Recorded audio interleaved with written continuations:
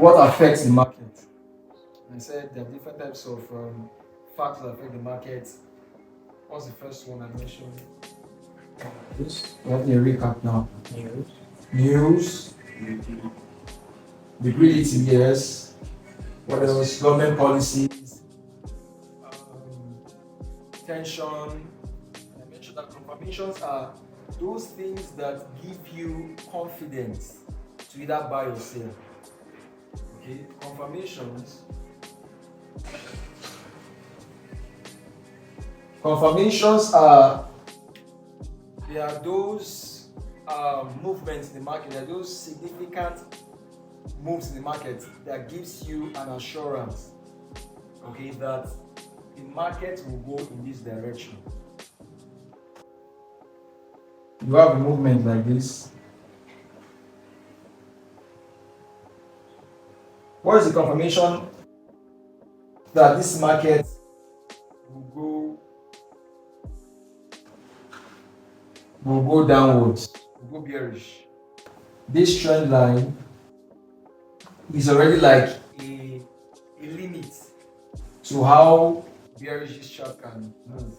So if this guy comes down below here to break this guy, it will first of all break the trend line. So you can't really break a structure from that. That's good.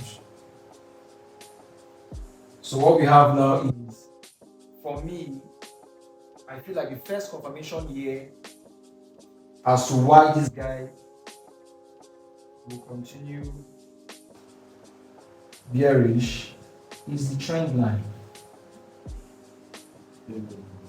It's the trend line, right? The trend line is the first assurance, my first hope that this guy will sell. Maybe it is AUD card. I'm very sure that once price gets to this trend line, AUD will begin to lose value. Why? Because the resistance trend line has given me the confirmation, because it has happened once, twice. This is one, this is two.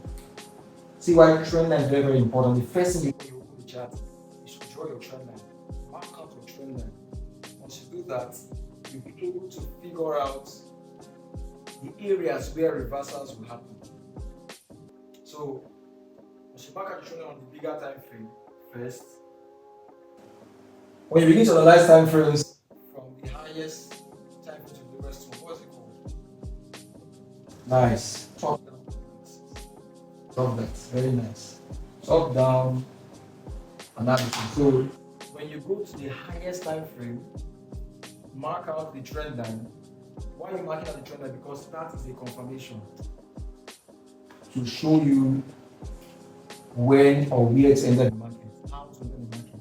So once you mark out the trend line, then the second confirmation is break of structures. What do we call them? BOS. So this is the first one, and the second one. Even after market has touched this point and is giving us a reversal, I will not enter the market until this guy is broken.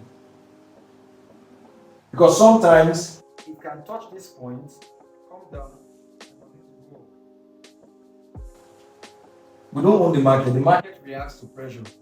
So if the pressure for a buy is more, you're just wasting your time waiting for the sale.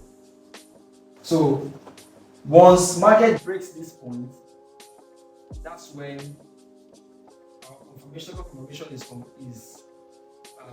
has been triggered for a sale. And once the market breaks this structure, higher low. So the market breaks the higher low, then it will give us a re-entry. That's what we call re-entry. Once the market breaks here, the next bearish candle before the next bullish candle before this bearish move, the order block. So I said stretch your order block to where your path is going to enter.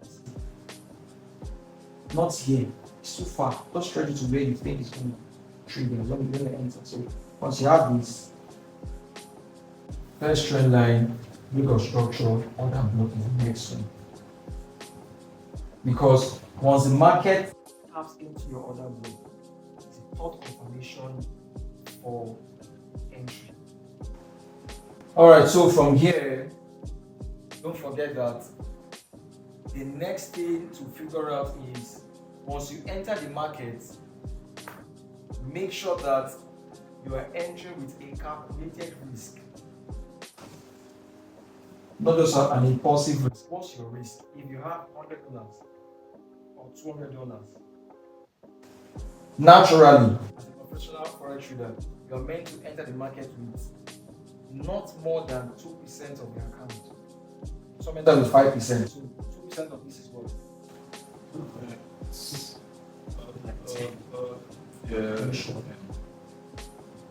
That's $4. Yeah. So 2% of $200 is $4. So probably $4 might be around here. Stop loss. And then your take profit should be the next higher low. This is the first, this higher low that was broken, right? The next higher low is this. Yes or no? So your take profit should be here. So your stop loss is here, take profit is here. But don't forget that as the market begins to move in your direction, you can move your stop loss. I think I mentioned that. Move your stop loss here. What's up?